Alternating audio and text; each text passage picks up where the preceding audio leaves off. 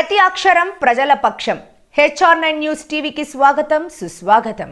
సత్యసాయి జిల్లా హిందూపురం పట్టణంలో వైఎస్ఆర్సీపీ అసెంబ్లీ అభ్యర్థిగా దీపికా వేణురెడ్డి నామినేషన్ సందర్భంగా కని విని ఎరుగని రీతిలో జనసంద్రం మధ్య భారీ ర్యాలీగా వెళ్లి నామినేషన్ వేశారు.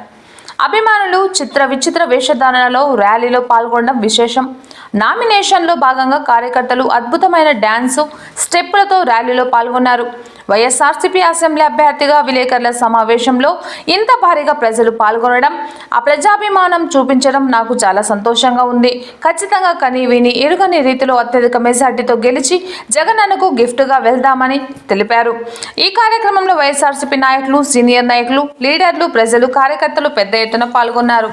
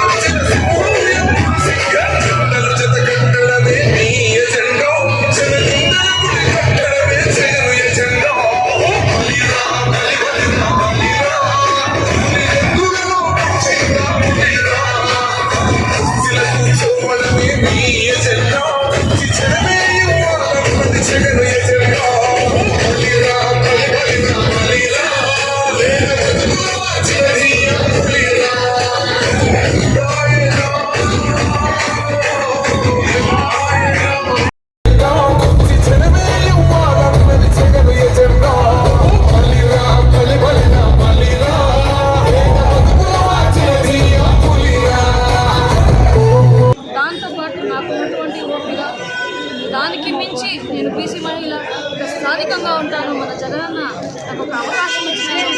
నేను వింటాను, ఇక్కడే ఉంటాను. ఇది ప్రజల్లో తీసుకెళ్ళినారు మన ప్రజలే. ఈ ధైర్యంతో నేను ఎవరైనా కానీ అని ముందెళ్తున్నాను.